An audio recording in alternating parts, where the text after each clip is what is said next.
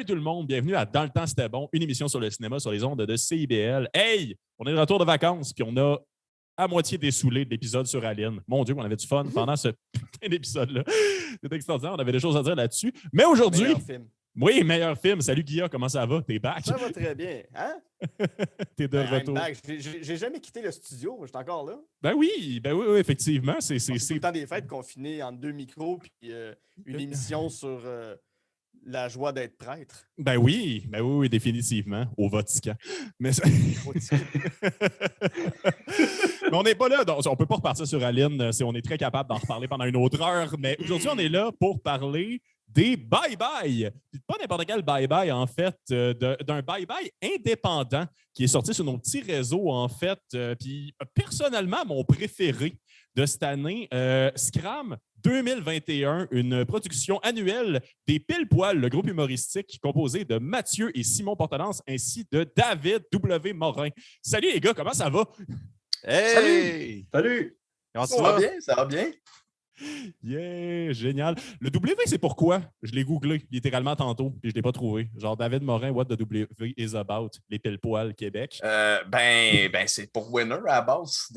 David Winner Morin. C'est aussi simple que ça. Puis en plus, ça permet d'être un identifiant assez clair. Tu sais, ça me démarque un petit peu plus des autres David Morin parce qu'on dit OK, lui, c'est le winner. Tu sais. Ouais. C'est comme ça la différence. Là. Quand tu écris David Morin sur Google, c'est tant plein de monsieur en chess fucking musclés. Des monsieur en chess ou des avocats. Tu sais. Des docteurs. Fait que tu sais, c'est tous des hauts level quand même. Là. Puis là, tu as comme moi. Fait que fallait que je me rajoute le W pour me mettre au même piédestal. Mais il faut le dire, quand on est prêt en fait, la décision de rajouter W dans ton nom, c'était parce que tous les gens qui ont des W dans leur nom, c'est des winners, comme George W. Bush. Il y avait Wario aussi. Ben oui, Wario, c'est ça. Wario W. Morin.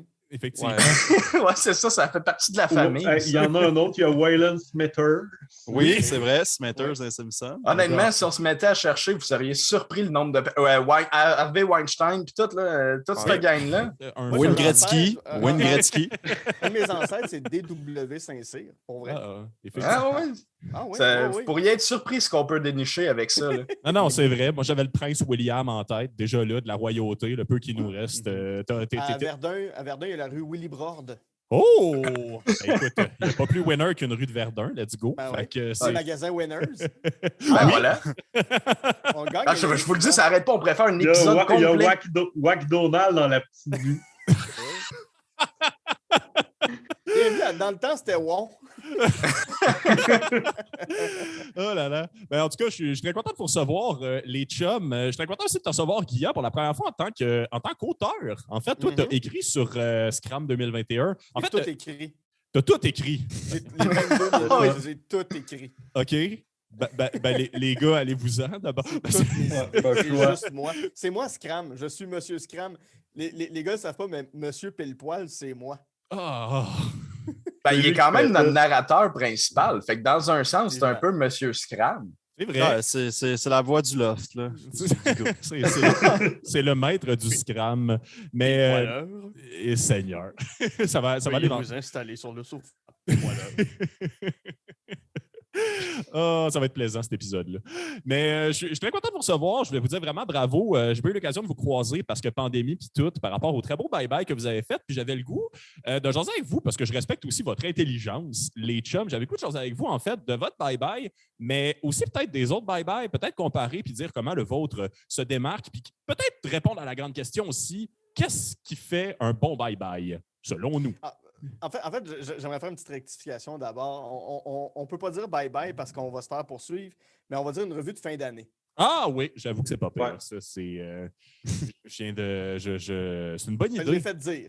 Oui, non, mais j'ai fait de la recherche en plus, mais oubliez que j'ai oublié le point 1 à rechercher. Écoutez, je pense que c'est parfait ça que tu sais, Guy, comme ça, l'anti-bye-bye puis mon propre bye-bye, qui est 2 bye-bye de conspirationnistes, vont se faire poursuivre. Laissons-leur dans un bye-bye aussi. Puis bonne année, Roger, mais quoi qu'eux, ils disent pas bye-bye, fait que c'est correct. Oh, Seigneur. Mais on va commencer par Scram, en fait, parce que Scram 2021, c'est pas le premier. Corrigez-moi si je me trompe, mais je pense que c'est le 5e, si je me souviens bien. OK, super. Hey, j'aime ça avoir raison pour les fois que ça arrive.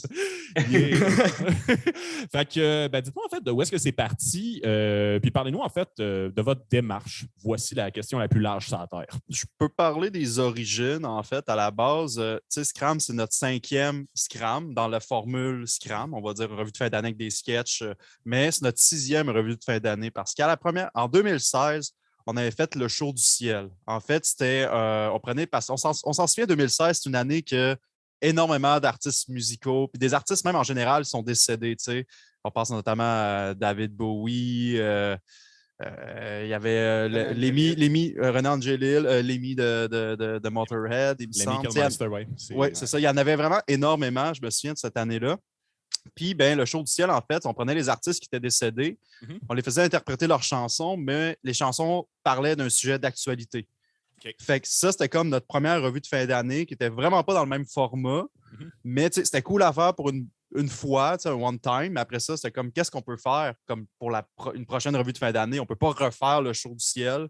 Fait qu'on a décidé d'aller dans un format plus classique. Bye-bye, je veux dire, c'était comme des sketchs qui s'enchaînent. Des sketchs. Nous autres, par contre, notre différence, c'est qu'on faisait des sketchs vraiment plus courts. Oui. On essayait d'aller plus vite à l'objectif, au point direct. Et Scram est venu au monde comme ça, en fait, juste parce que il fallait un peu se renouveler, comme une revue de fin d'année. Puis je pense qu'on a trouvé le bon format surtout aussi pour le web, parce que ça va très vite. Puis on y espère que la POC, on ne fait pas des sketchs de 5 minutes, de 4 minutes et demie. On fait des 30 secondes, des 40 et 1 minute et demie. Cette année, on a fait des 2 minutes.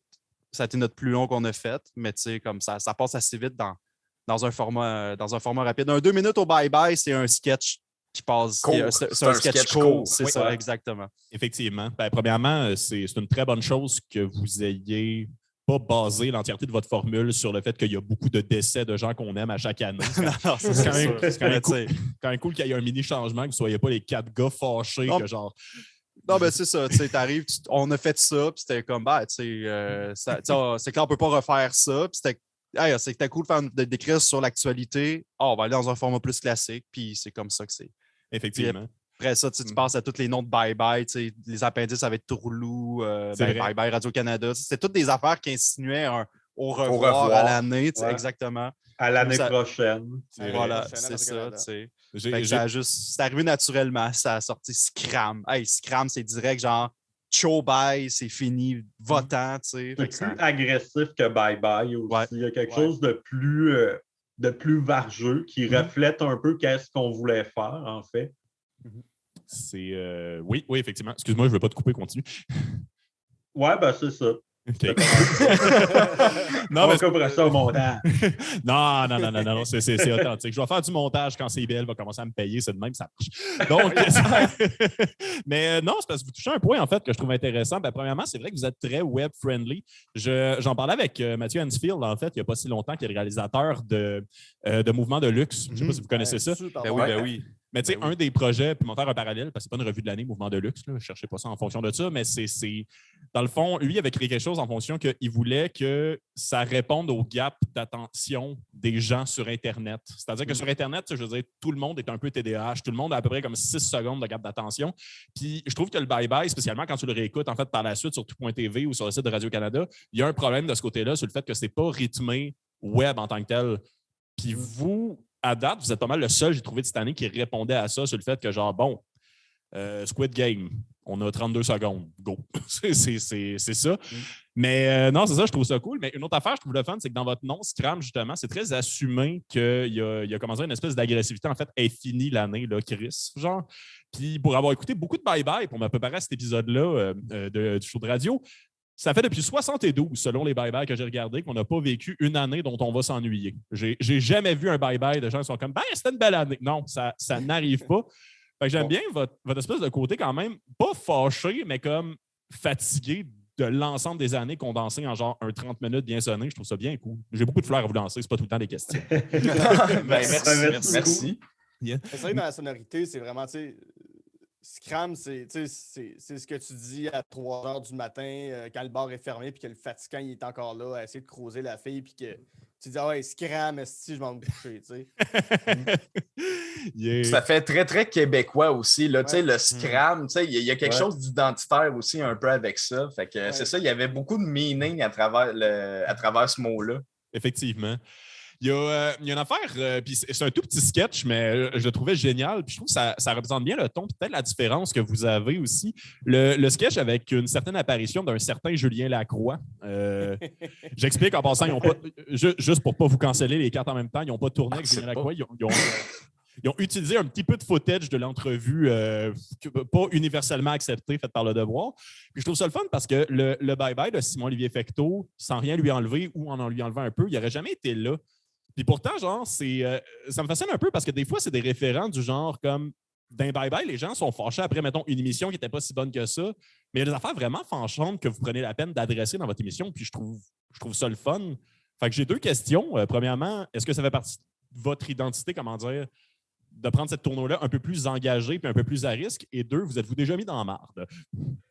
Je vais répondre à la deuxième question en premier. Non, on ne s'est jamais mis dans la marde. Yeah! Très étonnement, à mon grand étonnement. Mais je te dirais que c'est peut-être de quoi qu'on faisait peut-être moins à nos débuts, puis que ça a comme grandi tranquillement pas vite, le fait de tu sais, il y a une époque où est-ce qu'on faisait peut-être. Il y avait une insouciance au début qu'on faisait des jokes juste pour faire des jokes. Après, il y a eu une période où est-ce que là, on est comme oh boy, mettons en 2017, quand il y avait eu le hashtag MeToo, on n'avait pas nécessairement osé parler de ça dans le premier Scram. On était comme, comment on fait pour parler de ça, rendre ça drôle? On avait moins d'expérience, on était moins. C'était notre première revue de fin d'année aussi. On ne savait pas non plus où mettre la ligne entre c'est quoi qui passe, c'est quoi qui passe pas. Mais à mesure d'en faire, ce que j'ai trouvé le fun avec l'édition de cette année, c'est qu'on prouve qu'on peut être irrévérencieux sans pour autant être de mauvais goût. C'est vrai. Puis le sketch avec Julien Lacroix est un parfait exemple de ça. Fait que oui, c'est de quoi que je pense que c'est nourri graduellement. Je pense que Guy a peut-être un petit peu il a peut-être fait fleurir un peu cette intention-là d'être peut-être plus grinçant, qu'on était peut-être plus propre avant, plus gentil. Puis en même temps, ça fit parce qu'on a vraiment développé une image de bon gars sympathique que tout le monde aime. Fait que quand tu arrives pour égratigner, ben le monde, ils font ah, ben tu sais, c'est eux autres, c'est correct, ils sont fins. C'est ça, on a développé l'image malgré nous. Tu sais, les fois qu'on pense qu'on va choquer, au final, on unit le monde. Tu sais. Un des meilleurs exemples, c'est des commentaires qu'on a eus sous notre revue de fin d'année, où c'est que tu as du monde qui vraiment vont bâcher le gouvernement, vont bâcher Justin Trudeau, puis ils nous félicitent, puis tout. Puis tu as d'autres personnes que c'est tout le contraire, puis ils ont exactement la même opinion. C'est vraiment spécial de voir ça. Puis tu parlais que la revue de fin d'année de Simon-Olivier Fecteau n'a pas nécessairement été dans des endroits qu'on n'aurait pas nécessairement été. Comme, mettons, moi, ça m'a surpris qu'il aille avec Alec Baldwin. Quand ils ont fait la petite parodie de 007, ça, honnêtement, ça m'a vraiment surpris de voir ça. J'aurais jamais pensé parce que moi-même, j'avais pensé à faire de quoi avec ça. Puis j'étais comme, ça l'implique qu'il y a eu quelqu'un qui est décédé là-dedans, c'est lourd, c'est américain. Je me demandais à quel point ça valait la peine, mettons, de mettre ça dans la revue de l'année, de mon côté. Puis là, après ça, de voir ça dans le bye-bye, puis de voir la façon qu'ils l'ont fait, j'étais comme, oh, OK. Ben, moi, c'est une affaire que j'aurais pas été game de faire. Puis tu vois, de ton côté, tu trouves que nous autres, on fait des affaires que le bye-bye serait pas game en même temps. Fait c'est vraiment spécial de voir les zones aussi de confort. Il y a aussi une question de c'est sur quoi que tu fais. Si tu fais sur... Pour moi, quand il y a un mort, quand il y a quelqu'un qui est agressé, tu ne peux pas viser directement cette affaire-là. Par contre, dans le cas de Julien Lacroix, ben, tu peux viser Julien Lacroix qui est responsable de ses actes. Tandis que dans le cas d'Alec Baldwin, il y a quelqu'un accident. C'est un accident. Quelqu'un qui est mort. Tu ne peux pas viser Alec Baldwin, puis la personne qui est décédée. Au pire, tu sais, si la balle serait partie et que personne n'avait été touché, clairement qu'on aurait fait un sketch là-dessus. Non, c'est ça. Mais là, c'est trop touché. Non seulement ça, mais il y a aussi la notion, tu sais, on vient de finir une année où on l'oublie un peu, mais il y a quand même eu 17 féminicides juste au Québec en 2021. Fait que moi, j'avais un malaise. Puis mon malaise, souvent, va venir quand on fait juste représenter la réalité, mais en disant « Hey, c'est quand même drôle ». Tu sais, ça, ce que je fais en particulier d'Alec Baldwin, c'est juste Alec Baldwin qui est déguisé en James Bond parce qu'il y a un James Bond cette année, mais la représentation de ce qui est arrivé, c'est la même affaire. C'est un coup de feu qui est parti tout seul. Tu sais, il y a une année dans le Bye-Bye, c'était l'année avec Marc Labrèche où il refaisait Eric Salvaille. C'était Eric Salvaille qui se montrait le pénis à tout le monde, mais c'est exactement ça qui est arrivé dans les bureaux. Fait que pourquoi là, parce que c'est quelqu'un qui est déguisé en Eric Salvaille, ça devient drôle, alors que c'est une représentation exacte de ce que c'était. Moi, j'ai un malaise avec ça. Tu sais, moi, je me dis, il faut toujours qu'on aille plus loin. Puis, tu sais, ce que Simon disait tantôt par rapport à quand moi je suis arrivé, que j'ai peut-être poussé les gars, peut-être un peu. Moi, je pense que j'ai peut-être plus de colère intérieure que les garçons. Puis, je pense que ça se voit des fois dans des brainstorms ou dans les choses qu'on s'écrit. Là, des fois, je peux juste écrire genre, ouais, on lui souhaite la mort à lui. Puis, ils sont comme, pas, là. Je pense que c'est peut-être ce côté-là plus agressif que les garçons. Puis, on se dose dans tout ça, mais c'est vrai que dès qu'il y a des morts, je suis quand même très sensible aussi, moi non plus, là, de toucher à la mort de quelqu'un qui est accidentel, puis que cette personne-là, on ne la connaît pas, elle n'a rien fait. Je dis, non, on n'ira pas là. Exact. Puis tu compares. Matière à humour. Tu compares à Lacroix avec ce qui est arrivé. Ben, lui, Lacroix, c'est pas un accident, qu'est-ce qui est arrivé. Il l'a fait, il était tout là. Tu sais, comme je veux dire, il n'est pas. Il était mineur. Ouais, c'est ça. Ben, non, mais tu comprends, c'est comme c'est vraiment deux trucs complètement différents qui peuvent pas comme. Absolument. C'est qui se comparent pas tant, tu sais. Ouais. Fait qu'il y a comme un malaise à parler de la mort de quelqu'un qui est décédé, puis la personne qui l'a tué, c'est un accident en plus, tandis que l'autre, ben, c'est un agresseur, puis il était conscient de ce qu'il a fait, puis tu sais, comme il était tout là, c'est pas un accident, là. Fait que c'est comme deux trucs complètement différents. Fait que absolument. C'est pour ça que, voilà, c'est ça. C'est. En fait, je vais vous lancer d'autres fleurs en abordant dans votre sens, en fait, aussi, parce que j'ai l'impression, en fait, puis ça, vous n'êtes pas obligé d'embarquer dans mon trip, mais quelque chose que je reproche au bye-bye en tant que tel de Simon-Olivier Fecteau, puis aussi dessus les dernières années, c'est que des fois, ils ont un peu tendance à souligner justement quelque chose qui est arrivé sans nécessairement faire un point ou même souligner quelque chose qui a le potentiel d'être risible. Tu sais, par exemple, le cas de Julien Lacroix, ce que je trouve intéressant, c'est qu'il y a d'abord et avant tout quelque chose de risible au fait qu'il ait pensé que c'était un bon move de faire cette entrevue-là. Tu sais, il y a du jus par rapport à ça. Puis le fait que quelqu'un soit mort, il n'y a rien de risible là-dedans. Puis j'ai l'impression que Simon-Olivier Fecteau fait souvent ces erreurs-là. Puis contrairement à vous, et ça, c'était probablement dans mon top 3 de mes sketchs préférés de Scram, moi, un des sujets qui me fâche le plus sur la Terre, c'est les rénovictions. Et j'ai vraiment senti dans ce sketch-là, Les Anges de la rénoviction, que le côté fâché, engagé de Guilla, puis votre amour de la télévision, puis de la mise en scène, puis du sketch bon enfant, se mariait puis faisait des beaux enfants. Étonnamment, quand ce sketch-là a été écrit, je ne crois pas que Guy était là. Pour vrai? Okay, ouais. C'est un ami, c'est Mathieu... Arnaud Odette. Qui a envoyé l'idée, en fait. OK. Mon Dieu. En fait, il a fait un jeu de mots avec ça. Puis vu que c'est un de mes bons amis, j'ai dit, hey Arnaud, penses-tu qu'on pourrait reprendre le jeu de mots puis le produire dans Scram, puis tu viendrais jouer dedans, puis tout. Puis il a été all-in direct. Fait que l'idée vient de lui à la base. Il nous l'a laissé. On l'a écrit, on l'a produit, il est venu tourner dedans. Puis ça a donné le résultat que c'est ça, le jeu de mots de base, ça venait de lui, puis c'est de même que ça s'est fait. Je pourrais apporter de quoi par rapport au bye-bye versus Scram. Je vais faire un parallèle. Nous, on a fait Les Anges de la rénoviction.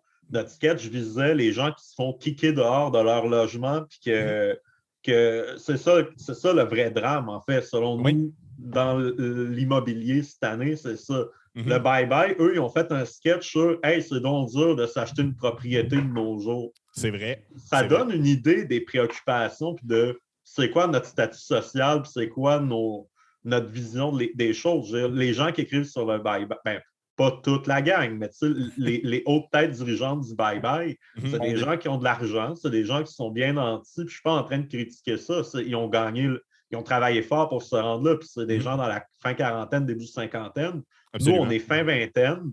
La pauvreté, on l'a vécu il n'y a pas si longtemps que ça, d'être bien flush à la gosse.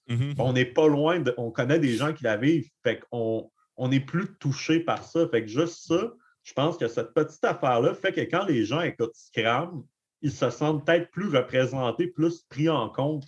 Parce que nous, on a inconsciemment cette envie-là de parler aux gens pour vrai. Je suis très d'accord, en fait, aussi. Vous avez une connexion avec la réalité qui est peut-être plus claire.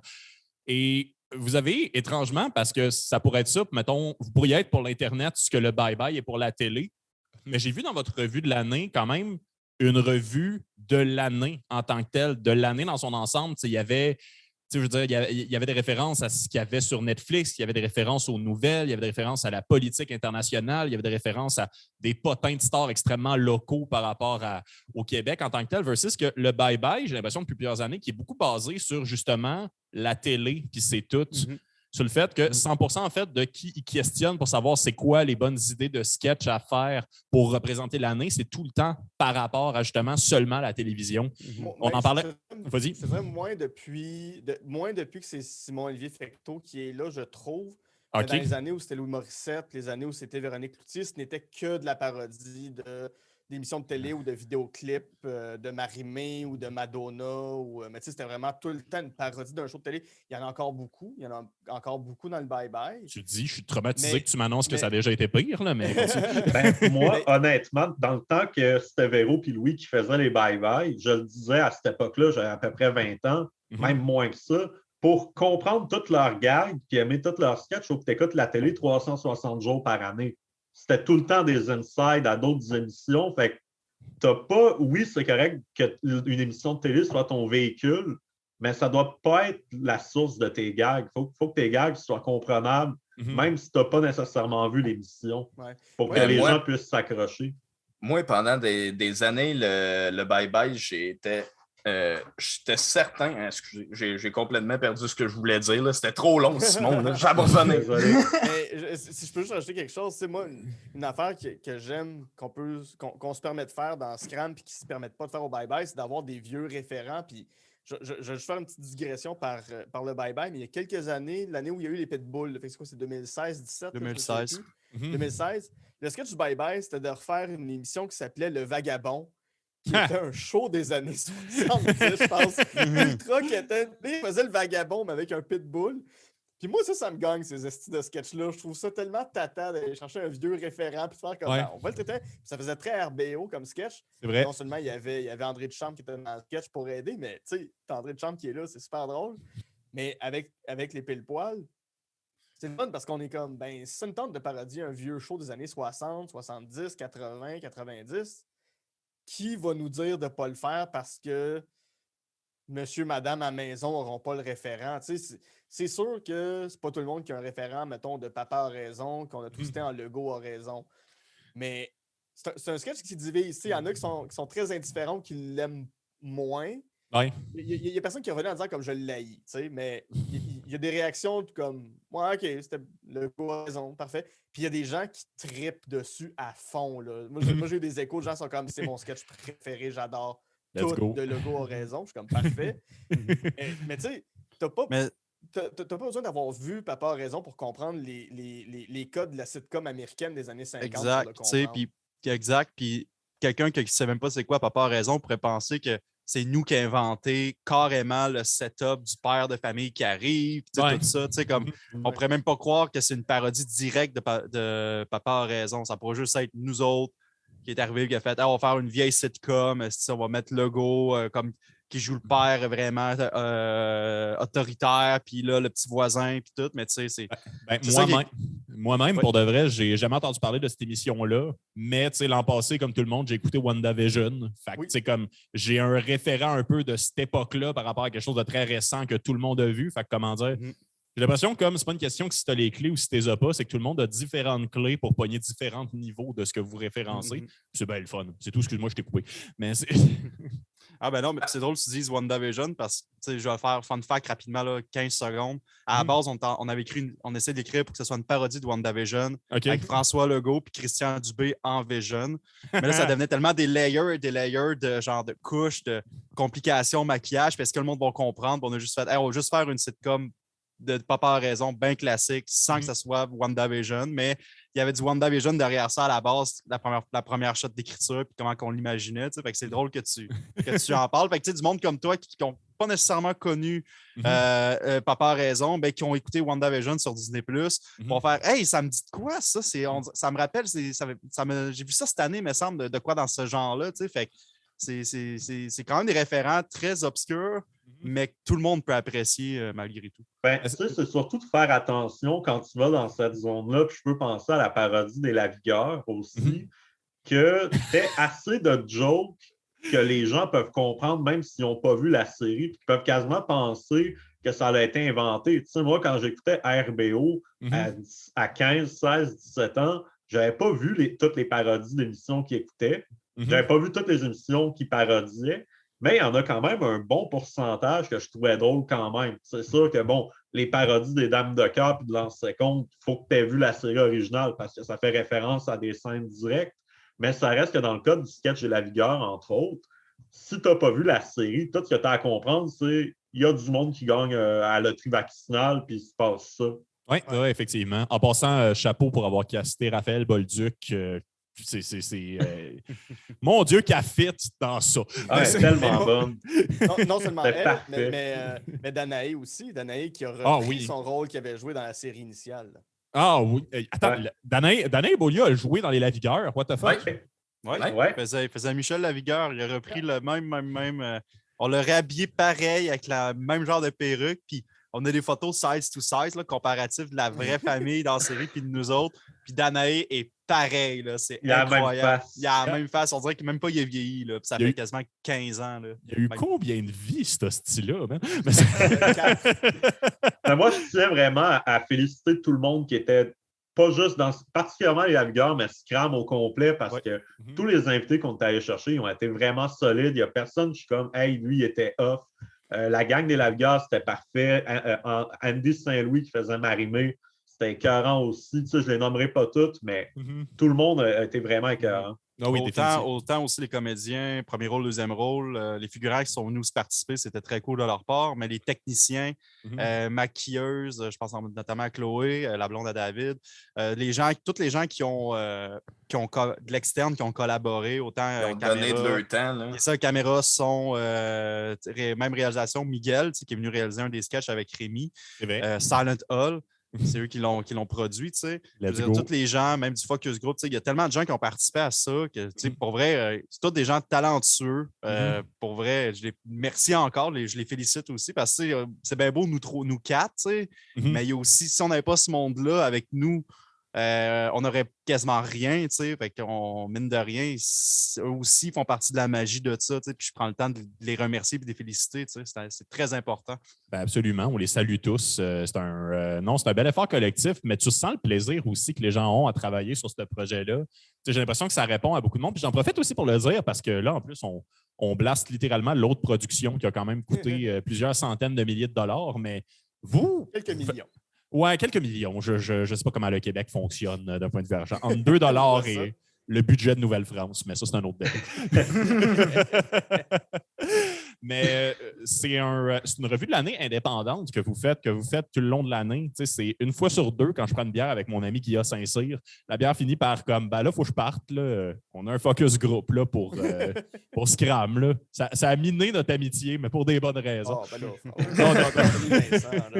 on règle des affaires aujourd'hui. Non, mais c'est vrai quand même. Vous faites ça indépendamment. Vous faites ça avec techniquement pas tant de moyens que ça. Je sais que Rétro Montréal vous aide, mais à moins que je me trompe, c'est le seul commanditaire de la revue de l'année?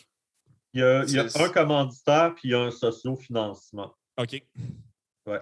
Génial. Ça fait que cette année, ça a vraiment été grâce au socio-financement. Là. Pas mal toute la production s'est faite avec l'argent qu'on a reçu du monde par Internet. Là. Je pense qu'on avait calculé, en production, c'était combien? Le coût de production nous a coûté 2800 à peu près, approximativement. Ça, c'est tout ce qui est costume, maquillage, location, équipement.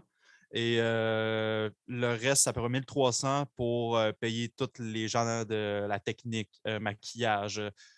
Comédiens. Comédiens, tu sais, tous les gens qui sont venus, c'est les payes en fait. Fait que tout le monde, ça, je tiens à le dire, c'est important.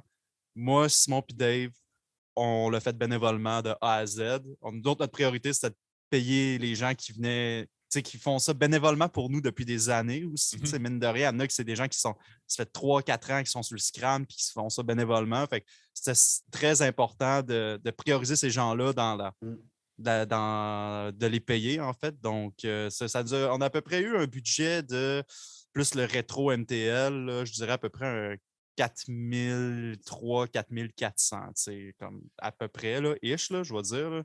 Je n'ai pas les chiffres devant moi, mais ça nous a coûté à peu près ça à produire, 4300, 4004. Ben, même si c'était 5000, je veux dire, c'est rien pour ce que vous avez réussi Non, à faire avec cet exact, argent-là. c'est là. ça, C'est incroyable. Là. Non, mais ça me fascine, en fait. C'est même, je vais en profiter pour aller vers ça, mais tu sais, en termes de revue de l'année, la vôtre est un peu plus courte, mais quand même, c'est rendu très budget des revues de l'année. Tu sais, comme par exemple, pour cet épisode-là, les 4 dont on voulait parler essentiellement, on s'en parle un peu avant de partir des caméras, c'est dans le fond la vôtre, celle de Simon-Olivier Fecteau, celle d'Infoman et celle de Netflix. Et vous répondez quand même un peu au même mandat, mais avec une fraction du budget et avec des gens qui sont là pour le fun. Ça a quand même quelque chose d'un peu fascinant. Genre, j'avais-tu une question avec ça? Mais moi, j'ai l'impression qu'il y a quand même de plus en plus dans le milieu de la relève humoristique, même si j'aime pas le terme, mais j'ai l'impression qu'il y a une attente maintenant pour Scrum. Puis, de ce que j'en vois, il y a beaucoup d'humoristes de la relève. Je pense à Raphaël Bolduc, à Boldoc, à tout plein de monde. Camille Dallaire, Joël Prudhomme.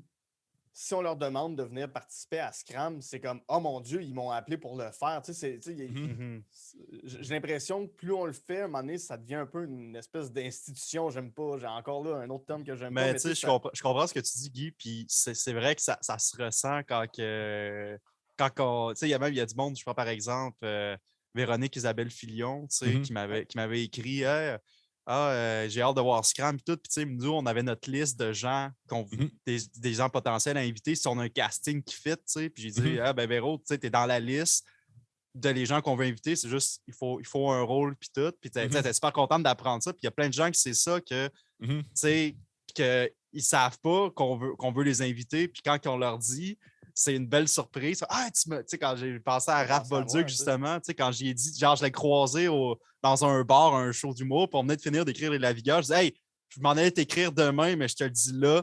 Tu veux-tu faire Les Lavigueurs dans Scrum? Puis elle était comme, my God, oui, tu sais, comme tu sens que c'est comme Guidi qui a un petit.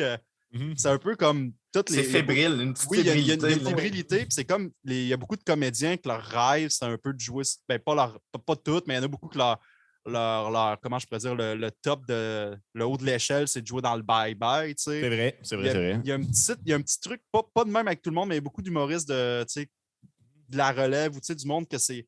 Hey, ils m'ont appelé pour Scrum, c'est malade. Puis il y a du monde. Ça commence vraiment à se faire plus. À se faire connaître, tu sais, puis continue, Guy, je t'ai coupé. Non, mais tu sais, je pense juste même à quelqu'un comme Jérémy Larouche, quand l'édition 2020 est sortie, l'édition 2019 est sortie, c'est lui qui a écrit sur Facebook « Hey, l'année prochaine, j'aimerais ça être dedans. » Fait que, c'est un beau push de la part de Jérémy. Fait que là, on est comme, bon, ben, on va y trouver quelque chose, puis il est revenu cette année encore parce qu'on on voulait qu'il reçoit là, tu sais, puis c'est ça, tu sais, à chaque année, il y a des gens qui vont venir par écrire hey, j'aimerais ça être là l'année prochaine, puis je pense qu'il y a de moins en moins une gêne d'aller approcher des personnes connues, des personnes qui sont quand même assez établies pour venir jouer dans le Scrum, puis qui viennent faire quelque chose, puis on s'en rend compte, là, les gens au Québec sont extrêmement disponibles pour des projets aussi, c'est ça qui est fabuleux aussi. Jocelyn Blanchard, c'est ça qui est arrivé aussi, il avait vu le 2019, on l'avait parodié. Il a dit hey, j'aimerais aimer ça, si je voulais que je vienne jouer à un moment donné, ça me fait plaisir, j'aimerais ça. Puis, ça a pris 2 ans, mais c'est parce qu'on a trouvé le bon rôle qui fitait. Des fois, c'est juste le temps. Le temps va faire les choses. On ne veut pas caster n'importe qui, n'importe comment. Mais là, Jocelyn, ça, c'est lui aussi qui nous a écrit, qui a fait hey, j'aimerais ça jouer dedans. Fait que, c'est comme Guy dit, il n'y a plus tant de gêne un peu de. Non, c'est ça. Puis, cette année, ça a été ça, mettons, avec Laurent Turcot, qui est historien. Ce gars-là fait des vidéos sur YouTube où il récolte 2 millions, 3 millions de vues. Sur certaines vidéos, c'est plus hot. Je pense que ça dépasse largement le million de visionnements. Puis moi, j'avais reçu sur mon podcast. Puis on écrivait un sketch qui se passe dans le futur, mais qui parle de l'année 2021. Puis on avait pensé à quelqu'un d'autre au début qui nous a pas répondu. Je ne dirais pas qui. Puis là, moi, je suis comme, ben, tu sais, Laurent Turcot, j'ai déjà écrit, il m'a dit oui, il m'a répondu. Fait que je peux toujours essayer, tu sais. Puis il est venu, ça a pris quoi, 10 minutes, 15 minutes à tourner À peu ses près scènes. un petit 15-20 minutes, puis c'était fini. Là, C'était fini, mais c'est un super beau caméo dans le Scram. Puis des gens qui le voient, tu sais, les gens qui le connaissent, puis qui le reconnaissent dans le Scram sont comme, ben voyons donc, Laurent Turcot, il est là. C'est bon, Ouais. ça se peut pas que lui soit là. Tu sais. Ça. Puis tu sais, c'est cool. ça qui est quand même drôle, c'est désolé, je parle beaucoup aussi, là, mais. Ah non, non, c'est. Tu sais, quand on a fait les Focus Group, Mhm. puis quand on avait diffusé aussi sur un projecteur avec des gens de l'équipe, tu sais, de la Mhm. prod, puis le monde réagissait. Quand il y Ouais. a du monde qui réagissait, il y a du monde qui réagissait pas, mais il y a du monde qui ont juste fait comme oh! Ah, wow, Laurent, tu sais, puis c'est Mhm. le fun à voir. T'es comme, ah, OK, c'est un autre point qui est cool à parler, c'est les diffusions tu sais, comme devant le public ou devant des gens. Ouais. Nous, on n'a jamais fait ça. Fait que là, ça me stressait beaucoup, mais tu sais, en Ouais. réalité, c'est sûr que le monde va. En tout cas, pas que c'est sûr que le monde va aimer, mais tu sais, comme c'est clair qu'il y a au moins il va y avoir des rires, c'est sûr, quelque part, tu sais, mais Absolument. ça, c'est très cool, diffusion Mais je tiens à dire qu'à chaque année, en tout cas, je vais parler pour moi, le stress, c'est tout le temps, hey, là, cette année, il était fucking bon, fait que le prochain, il n'y a pas le choix d'être autant, sinon meilleur. Mhm. Puis moi, il y a toujours une crainte d'être moins bon que l'année d'avant puis de décevoir. Puis c'est sûr qu'à un moment donné, on va arriver au point qu'il y a des gens qui vont dire oui, c'était meilleur l'année d'avant, mais ça ne veut pas dire que lui de cette année n'est pas bon. Ouais. Des fois, ça dépend des sujets. Tu sais, c'est pas nous qui décidons les sujets de l'année non plus. Mais il faut L'ego tout le temps que aussi. ça évolue à quelque part. Il faut tout le temps qu'on se sente qu'on est allé plus loin d'une édition à l'autre, puis que ça évolue, puis que les moyens qu'on a sont de plus en plus gros, puis que le résultat soit autant que possible de plus en plus drôle. Absolument. Ben, en fait, pour faire un lien avec deux choses que vous avez dit, parce que c'est vrai que l'engouement est là, en tant que tel, les gens sont contents, puis ça a l'air le fun aussi, mais c'est peut-être parce que, puis vous ostinez-moi si c'est insultant ce que je dis, mais tu sais, on est un peu plus dans la relève, mettons, si je peux appeler ça de même, autant de l'humour que des revues de l'année, je présume. Mais par conséquent, il y a une espèce de mentalité un peu moins à l'argent, un peu plus pour le principe de faire partie de quelque chose qui nous allume, qui est encore comme très... Pardon, c'est très insultant ce que tu dis là. Ouais, non, je... Moi, non, je mais... fais ça que pour le cash. OK, mais je voulais surtout dire, t'étais... OK, ah ben... On va parler de la bourse dans ce cas-là, désolé. Là. Non, mais c'est vrai. Continue. Non, mais c'est un bon gag. C'est une bonne intervention. mais non, mais je pense que c'est Mathieu qui en a parlé tantôt sur le fait qu'il y a beaucoup de monde qui voit comme faire le bye-bye de Radio-Canada comme étant genre le sommet de ce que tu peux vivre en tant qu'acteur au Québec. Ce qui est vrai en termes de, premièrement, je présume qu'ils sont bien payés. Et de deux, c'est quand même vu par le plus de monde. Fait que c'est sympathique, mais ça ne veut pas nécessairement dire que c'est la meilleure affaire qui fait la plus grosse différence dans la vie des gens. Tu sais, c'est comment dire, il y a quelque chose de très près, de très personnel, de très gang de chum, puis de chumettes, puis de chum-yel. J'ai essayé de non-binarer le mot chum. C'est un bel essai, là. Quand on dit qu'il y a beaucoup d'acteurs ou d'humoristes qui ont le rêve, c'est de faire le bye-bye, c'est pas nécessairement pour le cash, mais plus pour le fait que au bye-bye, tu vas jouer des affaires que tu joueras nulle part ailleurs. Tu vas pas jouer des personnages qui parlent tout croche dans des téléromans ou imiter quelqu'un ou faire une parodie de tune au théâtre nécessairement. Il y a des choses comme ça que tu fais juste au bye-bye ou dans le cadre de groupes humoristiques comme le nôtre. Tu sais. C'est vrai. Il y a beaucoup d'acteurs qui n'ont jamais eu la chance de faire ça dans leur parcours professionnel. Fait que déjà, de venir le faire dans Scram, c'est cool quand même parce que oui, il n'y a pas l'argent, il n'y a pas l'énorme visibilité, mais tu t'éclates quand même, tu fais des rôles que tu ne ferais pas autrement. Absolument. Mais tu sais, genre, c'était pas négatif contre les gens qui veulent jouer dans le bye-bye. Je ne veux pas le présenter comme quelque chose de superficiel nécessairement parce que aussi c'est le fun à être payé en tant que tel, mais comme c'est juste le fait que moi, dans ma tête, le bye-bye, c'est pas un happening. Il va y avoir un bye-bye à chaque année. C'est le plus loin que ça peut aller dans le côté surprenant, outre, mettons, qu'est-ce qui s'est passé puis qu'est-ce qu'il décide de faire de revue de l'année, de cette année-là. C'est que ce ne soit pas Simon-Olivier Fecteau qui réalise celui de l'année prochaine. T'sais. Mais tu sais, vous, dans votre cas, il y a techniquement, ben là, oui, un peu plus, parce qu'effectivement, l'engouement est bien réel. Il y a personne qui vous demande de le faire. Vous n'êtes pas obligé de le faire Scram. Vous le faites pour vous, puis vous le faites pour les gens qui vous suivent. C'est de la passion pure et dure en tant que telle. Fait que d'un côté, c'est pas quelque chose qui s'explique aussi simplement que chaque personne qui a participé a fait 100 000 $, mais d'un autre côté, tu as une honnêteté Puis tu as un sentiment dans ce que vous faites qui est ressenti et qui est bien bon. C'était ça que je voulais dire par... Ben, merci beaucoup. C'est une fleur de plus dans mon potager. Et là, c'est... Il y en a un autre, si vous me permettez de faire un petit comparatif que je trouve quand même un peu plus personnel, ce serait... Est-ce que vous avez écouté la revue de l'année d'Infoman? Oui. Ouais. Moi, je l'aime beaucoup. Je suis quand même bien fan. Dans mon classement, c'est la deuxième. Mais, probablement, il y a une certaine, comment dire, il y a une espèce de longévité de faire une émission par semaine quand même toute l'année qui lui permet d'avoir comme le bagage de ça. Il y a une perspective intéressante, je trouve, mais il fait un peu la même chose que la revue de l'année de Netflix, c'est-à-dire j'ai plus l'impression que lui, ce qu'il fait, c'est du commentaire, tandis que vous, c'est définitivement un show de sketch, un peu comme ce que les pile-poils font depuis des années. Y a-tu, comment dire, y a-t-il une raison pour laquelle vous vous concentrez à 100% sur le sketch? C'est une question de démarche? C'est parce que vous êtes confortable là-dedans ou c'est parce qu'on vient de cette école-là. Ben, en tout cas, je ne veux pas parler pour les gars, mais moi, je viens plus de l'école du sketch. Je pense qu'on peut, c'est que ça nous permet d'aller vraiment où ça nous tente d'aller avec les situations. Tu sais, c'est nous autres qui vont imposer les personnages, qui va créer les lieux, qui va créer la situation.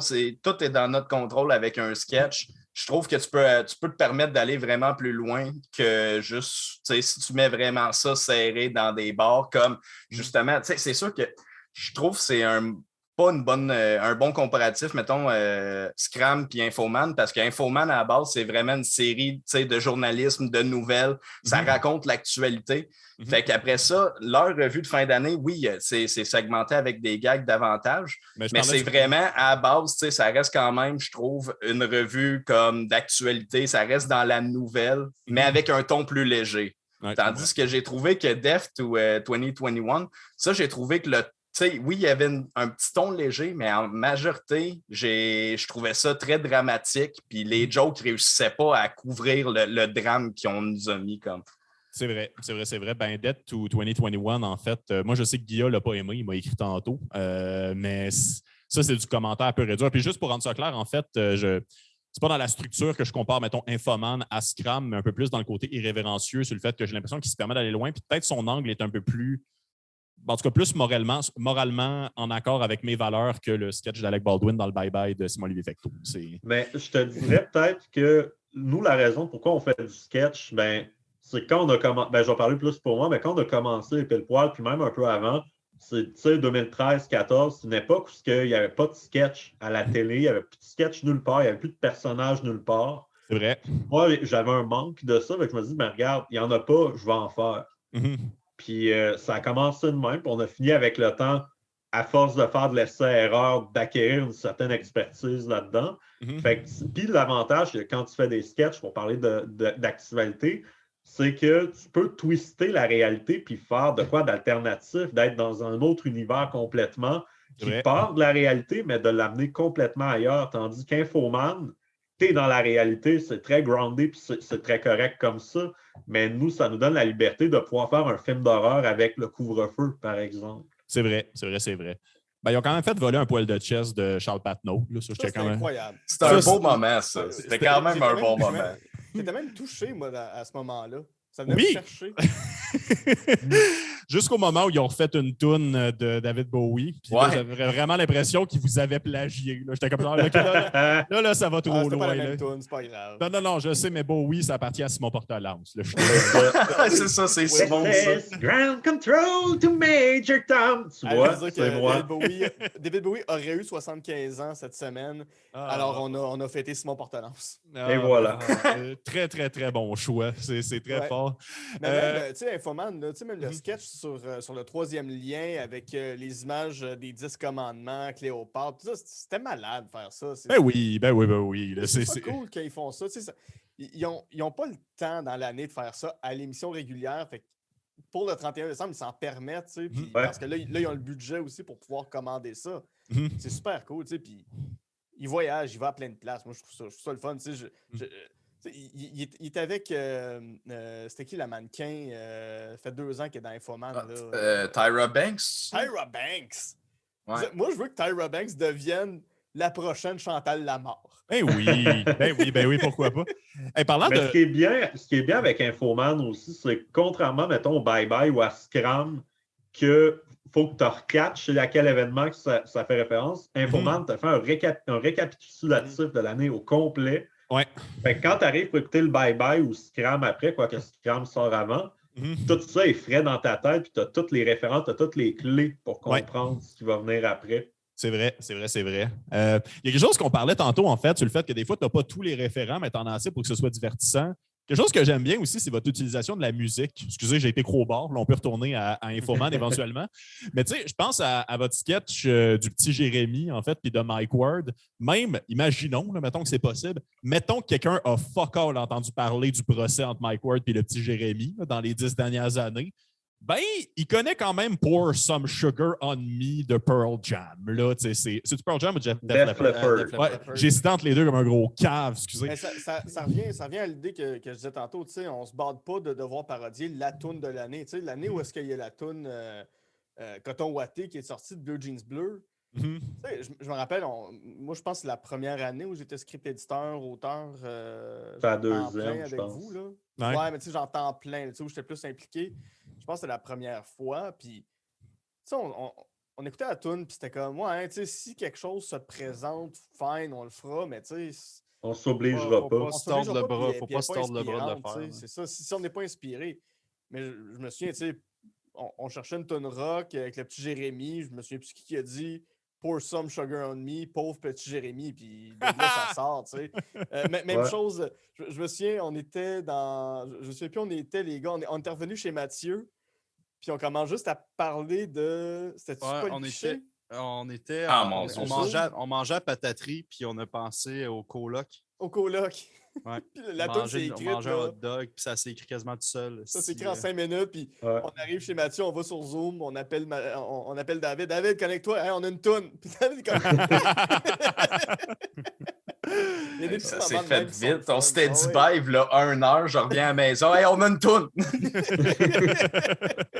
Mais c'est le fun, ces moments-là, quand ça s'écrit tout seul. Tu sais, Ben oui. La meilleure anecdote de ça, c'est quand on écrivait la parodie de Paul Piché. Puis là, je pense que c'est toi, Guy, on devait faire du Paul Piché et tout. On est comme, ouais, rue d'un printemps, puis à un moment donné, quelqu'un a flashé sur Alphabet Mu, Delta, Gamma, tu sais, de nommer toutes les variants dans le refrain, puis tout de suite, ça fait tabarnak, c'est ça. Ben on fait la prémisse. Dave était parti chier.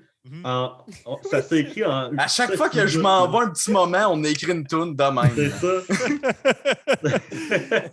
Ton absence, c'est la muse, man. C'est ça. C'est vrai, mais c'était quand même drôle parce qu'il n'y avait aucunement de la toune qui était écrite. Il est parti, puis il revient, puis il restait à peine une ligne à écrire. Fait que c'était littéralement. Il revient, hey Dave, on a une toune. Ben, voyons donc. Excuse-moi, juste c'était drôle, genre écris la dernière phrase, Dave, sinon t'es pas dans le générique. Genre, c'est ça. On t'en a gardé longtemps. Mais c'est Dave qui est arrivé avec la phrase craignons un micron. Voilà, c'est ça. Allez. Hey, mais sinon, l'autre aussi, on parle un peu écriture automatique. Là. Si on parle le poème de David Goudreau, là, ça aussi, c'en est un qui s'est écrit en un flash. Là. En 7-8 minutes. On trouvait ça de la merde, puis tout le monde à qui on l'a lu, c'était comme Chris, c'est bon. Oh, c'est comme ben non, là, c'est pas bon, là. On a écrit ça sur un coin de table quasiment. C'est jamais bon, c'est ça le problème. Hey, ça d'ailleurs, juste le dire, il m'a quand même donné comme 2-3 fleurs au bye-bye. Je suis fasciné d'à quel point toutes les revues de l'année québécoise ont ressenti le besoin de rire de David Boudreau. Ouais, c'est vrai. C'est pas consulter personne, là. C'est fou à quel point là, ça aurait pu être anecdotique, cette affaire-là, mais pourtant, tout le monde a juste fait non, ça va meubler du temps d'antenne télévisuel et web. On s'en calisse. Il a fait des rimes en « et » puis j'aime pas ça. En même temps, sa lettre au petit gars, ça a quand même été viral sur un hostie de temps. Là. Ça a fait des chiffres assez impressionnants pour le Québec. Là. Oui, absolument. On doit y donner ça quand même. Là. Oui, ben c'est... David Goudreau, es-tu dans Infoman? Je pense que oui. Ça a été mentionné. Il me semble que oui. Ça a été mentionné vite, genre, mais comme il n'est pas apparu. Je pense que ça a juste été quelque chose qui a été dit pendant un mois, là, genre comme David Boudreau a dit quelque chose ou peut-être que j'ai tort, puis en ce moment, je fais juste regarder la queue de ton chat qui me frappe la face. Ouais, non, pour vrai, il est rendu à l'aise, là, ce gars-là. Pour ceux qui nous... vidéo, est-ce que c'est vidéo diffusée, ton podcast, cette semaine? Oui, sur Internet, c'est les deux. Bon, ben, allez voir mon chat qui me donne des grands coups de queue dans la bouche. Tu fais ça tellement à l'aise, là. C'est ni la première ni la dernière fois. Pour ceux qui nous c'est écoutent à juste l'audio, je installé suis là. désolé en ce moment. Je vous promets qu'on vient du contenu sur le cinéma éventuellement. Mais Exclusivité Patreon. Guy qui se fait frapper d'en face par une queue poilue. tabarnak. Radio communautaire, mesdames et messieurs. On rouvre la saison avec ça. Mais ouais, vraiment, en fait, tu m'inclus un doute. Mais ouais, je voulais juste donner des petites fleurs sur le fait que caster Yannick de Martino pour faire David Il était oui, pas, il était ressort. pas dans Death to 2021, ça je peux le garantir. Non, ça c'est vrai. Mais il faut quand même le dire qu'au Bye Bye, il y a eu quelques bons sketchs. Là. Oui, On comme a à chaque fois. tendance C'est une bonne souvent édition, à c'est un vraiment pointer bon, ce qui ne marche pas, mais ça a quand même été un bon bye-bye comparé à ce qui s'est fait dans les dernières années. Là. J'ai aussi beaucoup apprécié les publicités entre le bye-bye. Tu sais, c'est un peu comme notre partie des publicités NFL, on va dire. Là. C'est là qu'on a tous décidé de mettre le budget pour les meilleures publicités, puis sont bonnes. C'est le fun d'avoir des publicités de même. Moi, là, tu m'en donnes à l'année des publicités comme ça, je les mange. Là. C'est les publicités du lait, là, de n'importe quand. Ah, Seigneur, je pense que j'ai pas vu ça. Je l'ai écouté sur Internet, mais je note. Là, je vais googler ça, mon Dieu. C'est d'ailleurs bravo pour votre publicité de Bet99. Ça j'ai bien aimé ça aussi. Merci. Si que c'est drôle. J'ai écrit à une amie que j'ai qui a fait les Olympiques, puis elle le rit. Parce que ça a l'air, ça arrive des fois. Fait que c'est. Qu'est-ce que je voulais Pas dire? mal. Ouais, qu'est-ce que je disais? Mais c'est vrai, tu as raison. Genre, le bye-bye, j'avoue que j'ai été peut-être un peu méchant, mais il y a quand même des très, très bons sketchs. Mais je ramène un peu à ce que j'ai dit au début sur le fait que c'est peut-être parce que. Puis, je veux pas que ce soit 100% une excuse. Je le sais que le bye-bye ne s'adresse pas à moi. Ça s'adresse à du monde qui écoute beaucoup plus la télé. Mais en même temps, il devrait quand même avoir une ligne entre les deux parce que j'ai l'impression que les gens qui ne sont pas tant sur le web que ça, genre, j'ai montré Scram à ma mère, puis elle riait. Genre, comme même si c'est pas la plus Internet des mamans, genre, était quand même capable de se retrouver dans ce que vous aviez à proposer. Mais tu sais, puis ça, j'avais hâte d'en parler, Viron fou. Le sketch de quand même 5 minutes, là. 5 minutes sur la ménopause à Véro. Ouais.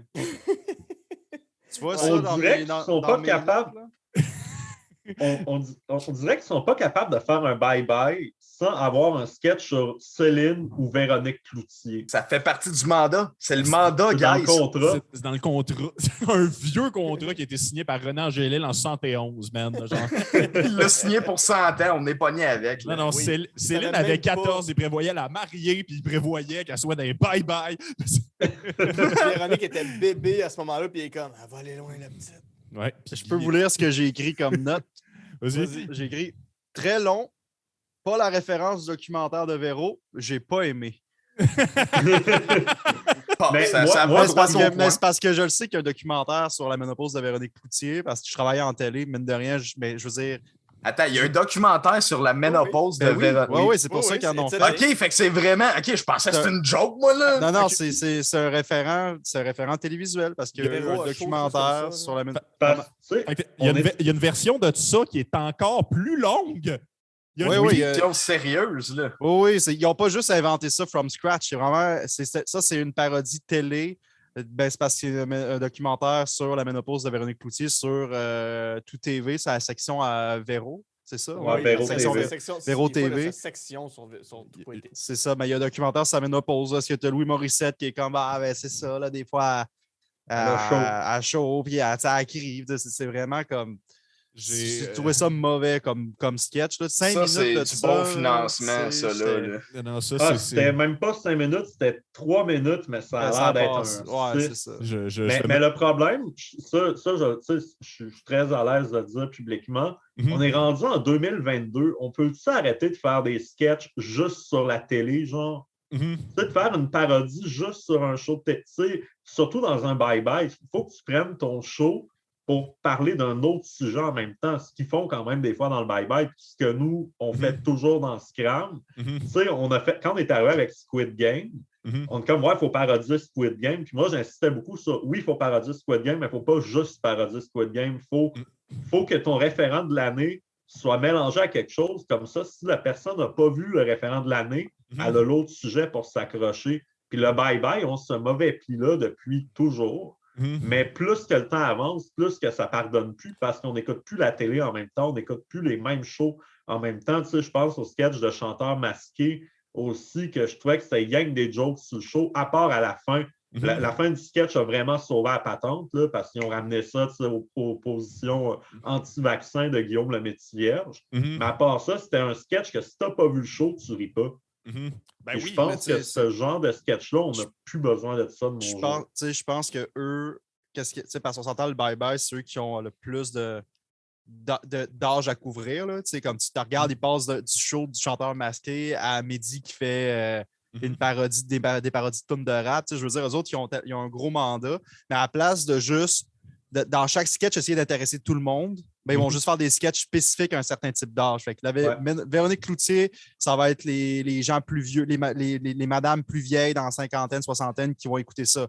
Le sketch de rap de Mehdi, ça va être les jeunes entre 15 et 30 ans qui écoutent du rap. En passant dans ce sketch-là, Dieu merci, Mathieu Pepper était là. Qu'est-ce qu'on aurait fait si Mathieu Pepper n'avait pas été là dans ce sketch-là? Télé à minuit, c'est ça. Excusez, c'est le caméo le moins nécessaire. Je vais juste faire une mini parenthèse. L'Automéno, l'émission de Véronique Cloutier sur sa ménopause, c'est 3 épisodes de 45 minutes chacun. Comment tu fais? Comment tu fais pour vrai? Là? Je pose la question. Là. Mettons, là, on se concentre 2 secondes. Là. Comment tu fais 3 épisodes de 45 minutes sur ce sujet-là? C'est 2h15 de Véronique Cloutier qui parle de sa ménopause. Puis on trouvait le sketch long. Là. Puis il y a des films de Marvel qui sont pas 2h15. Je pense que le premier Avengers, il est 2 heures. Mais si tu restes à la fin du post-credit, peut-être tu as quelque chose d'autre pour Véro. T'apprends que Louis a aussi la ménopause. Non, c'est un teaser pour la vasectomie de Louis. Puis là, bang, un autre documentaire de 2h30. C'est Louis qui s'en va à l'hôpital se faire déploguer. Vasecto-Louis. Chop, chop.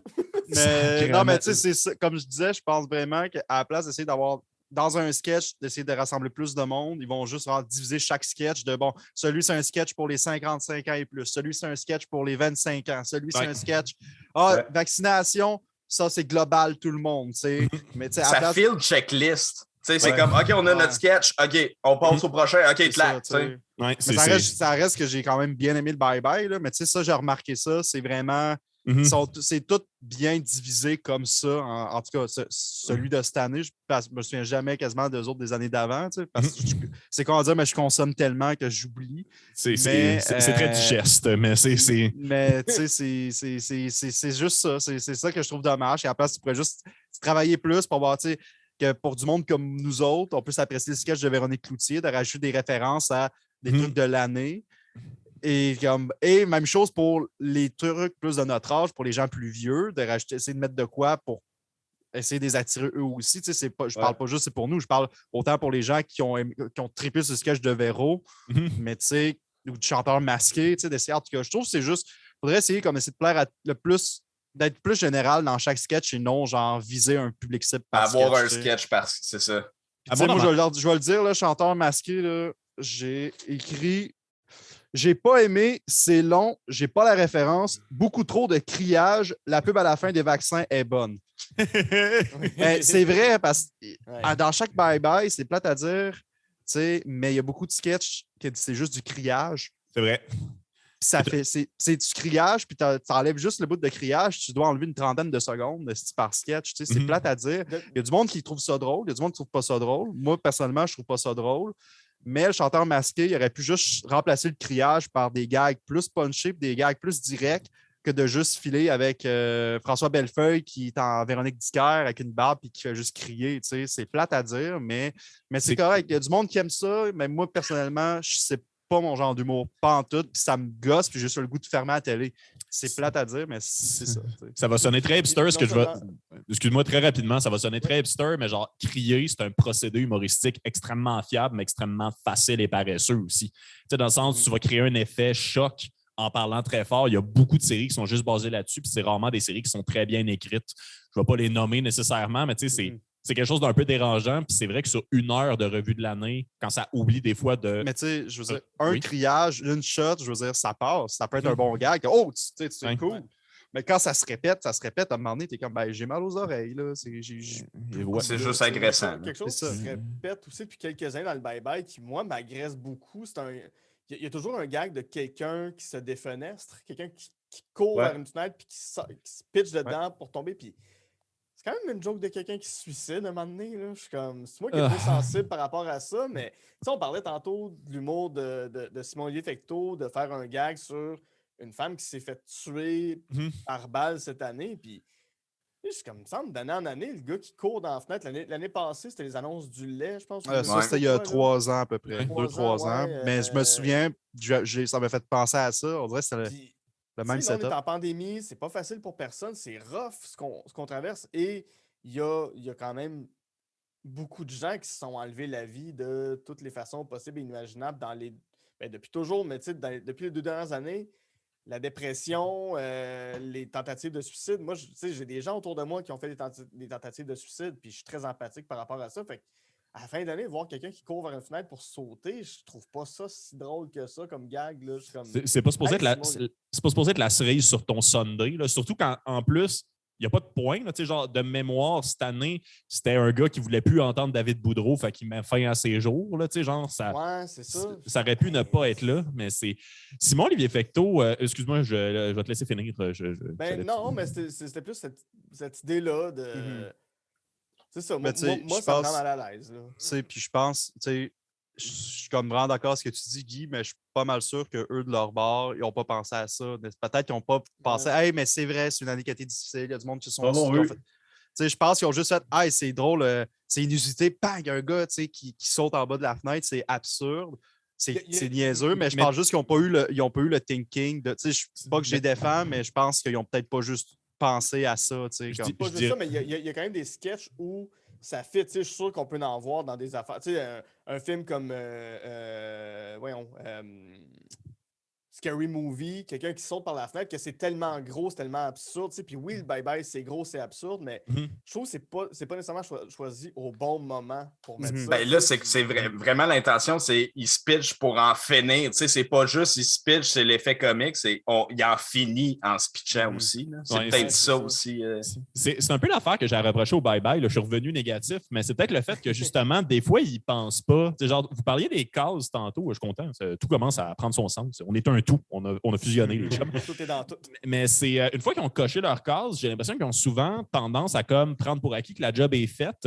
Puis des fois, ça donne vraiment des résultats weird. Tu sais, par exemple, là, je vais jouer ma Vierge effarouchée de l'UQAM, mais un sketch qui m'a particulièrement offensé cette année dans le bye-bye, c'était le sketch où ce que genre Mehdi se fait dire « bonne fête » par genre...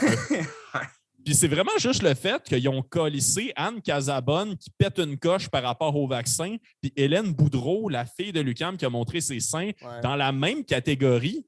Et honnêtement, je trouvais ça, c'est un manque de sensibilité qui ne fait pas de calice de sens, dans le sens où vous n'avez pas réfléchi plus loin que, bon, qui c'est qu'il faut qu'on mentionne qui a eu l'air cave? Oui, mais c'est pour plein de raisons différentes. Il y en a une qui a été limite dangereuse, puis l'autre essaie de vivre dans une job dans laquelle elle est à l'aise de faire. Tu sais, j'ai l'impression que des fois, c'est juste comme, bon, ça, c'est nos 2 caméos, ça, c'est nos 2 références. Et voilà!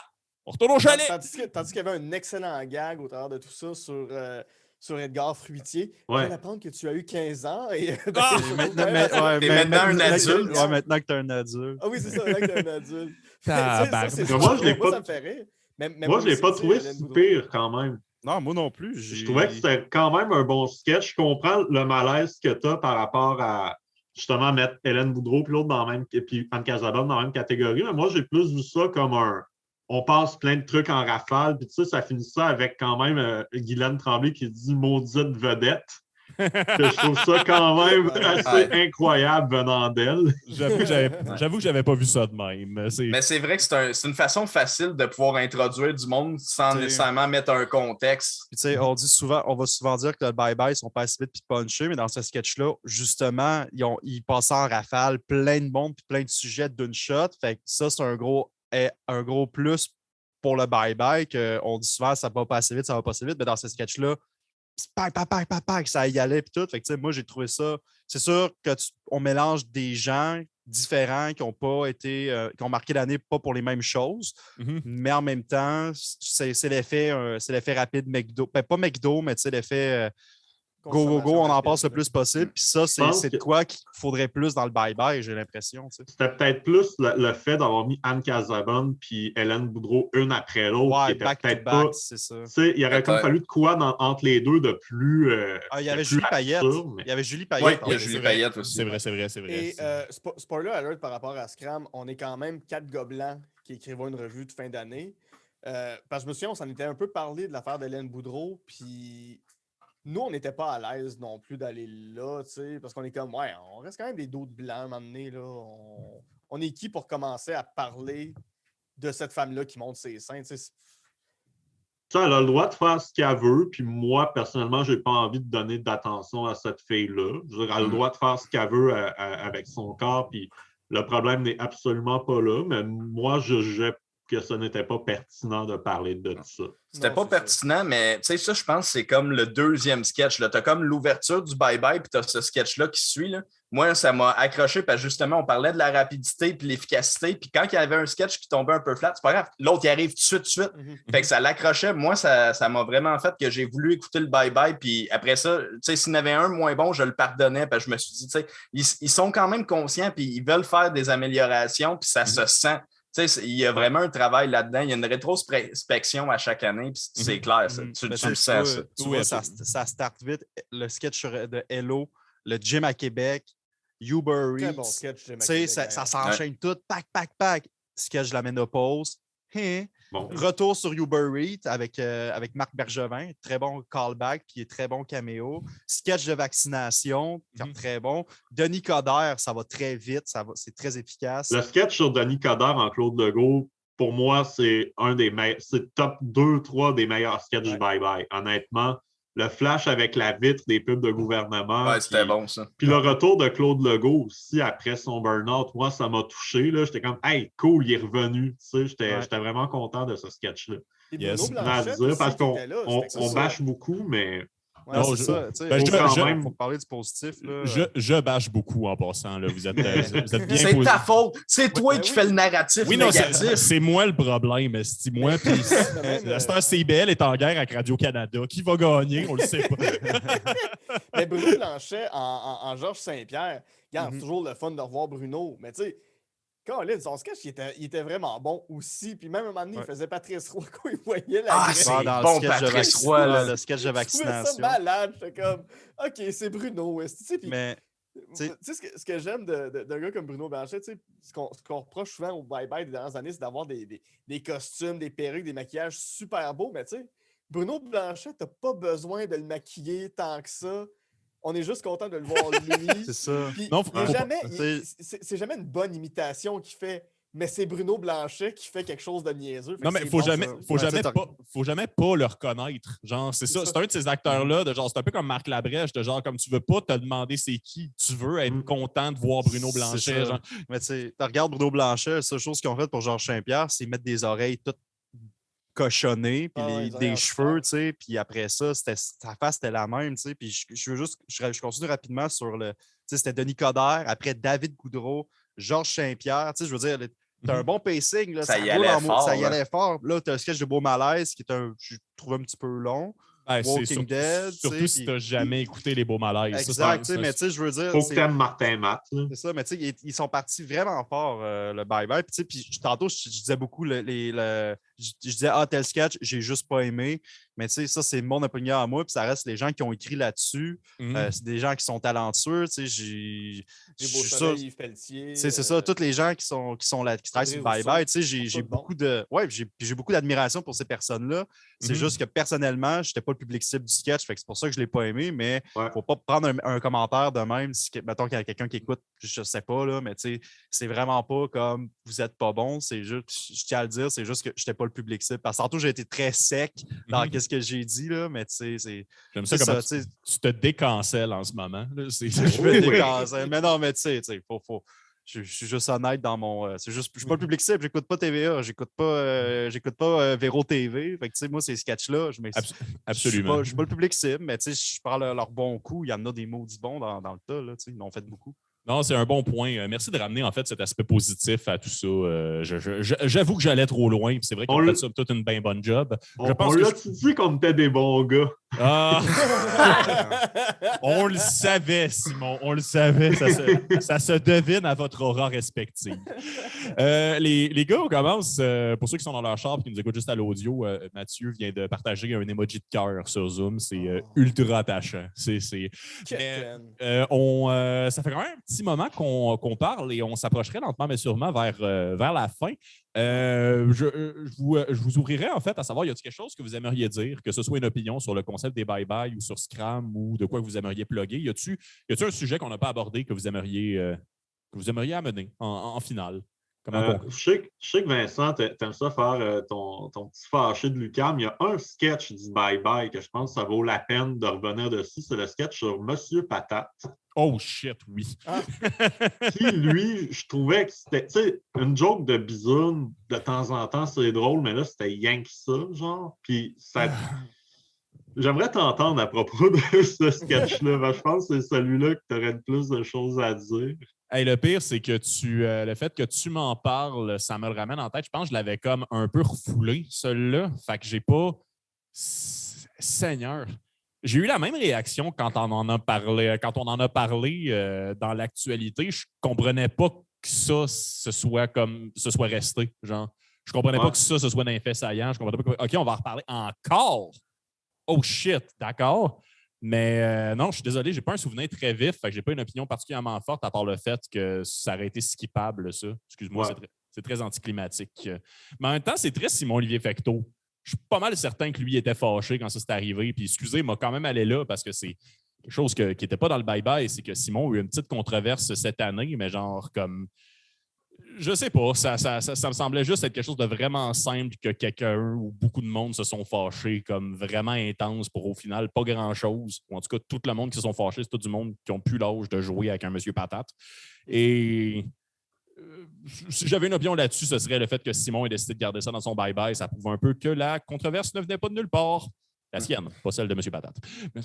Mais ce que j'aime, moi, des revues de fin d'année, c'est que justement, là c'est particulièrement cette année, on a eu, juste avec nous, on en a parlé de 4. On a la nôtre, Infoman, le Bye-Bye.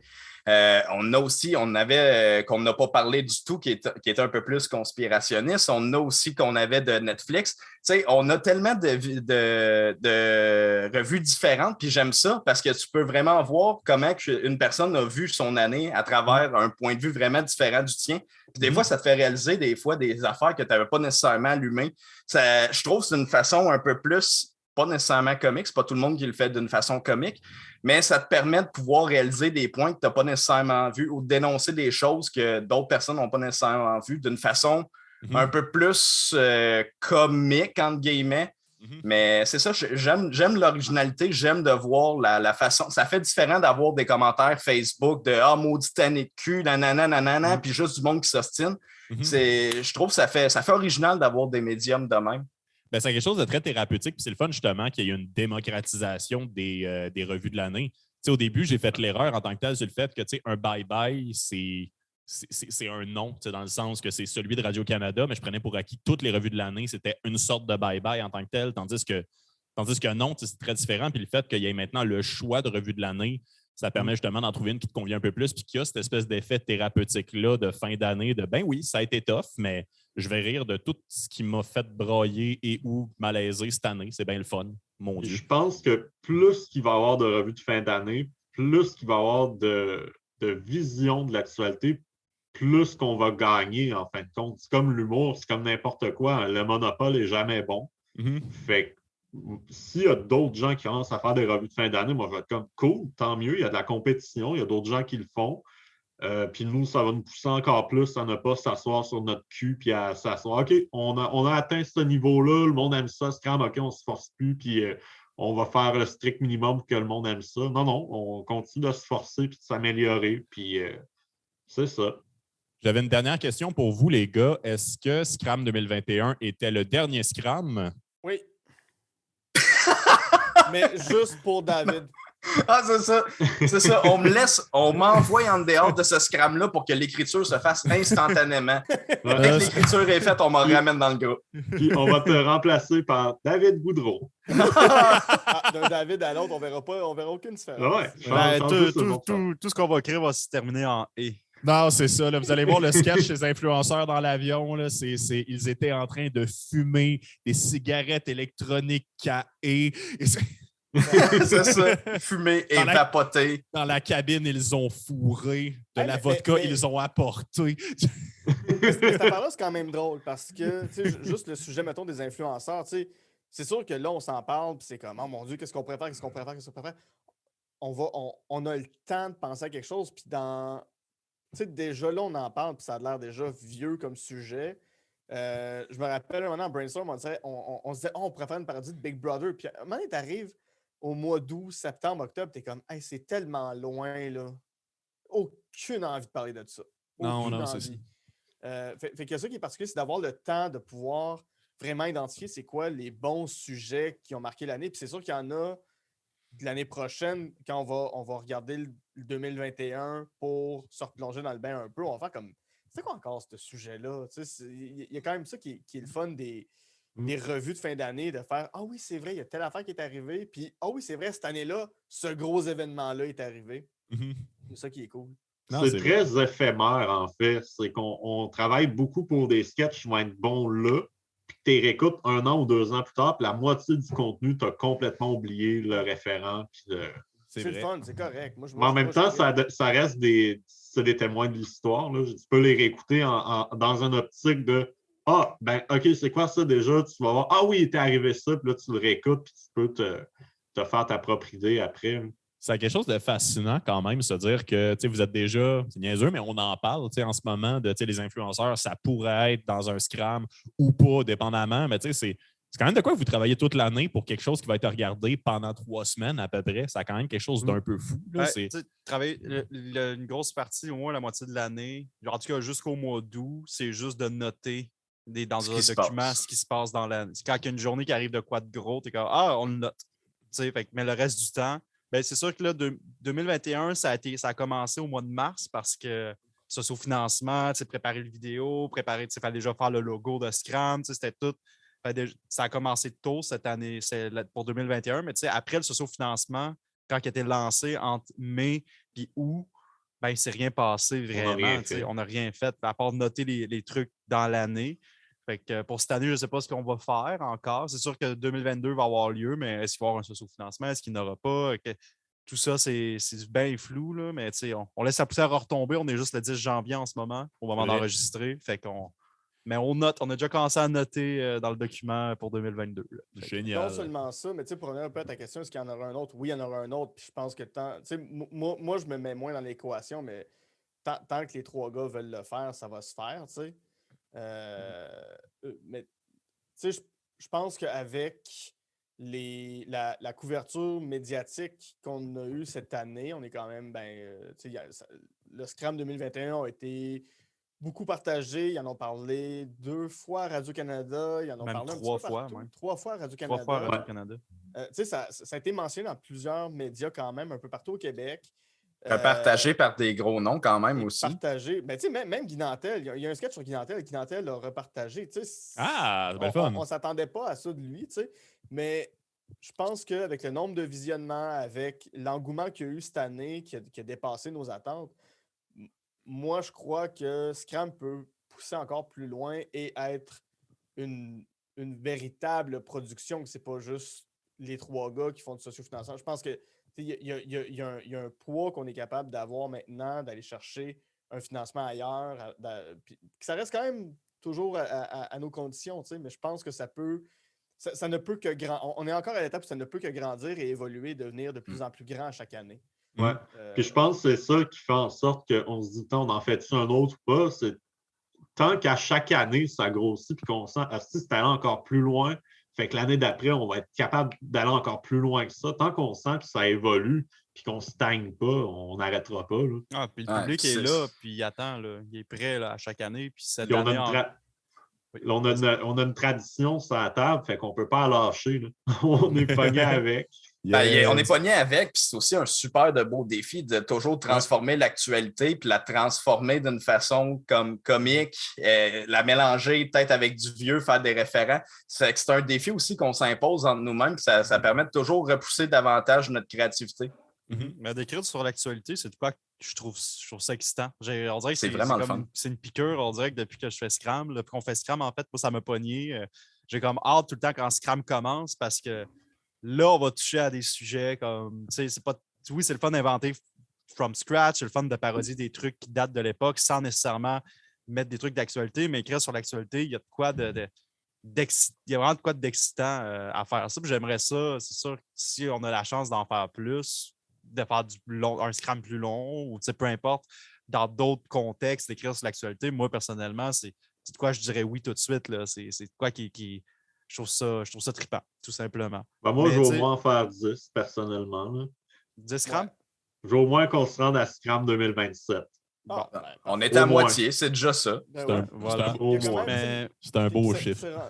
C'est rendu une belle carte de visite, j'ai l'impression, pour les trois gars, pour moi aussi en tant qu'auteur.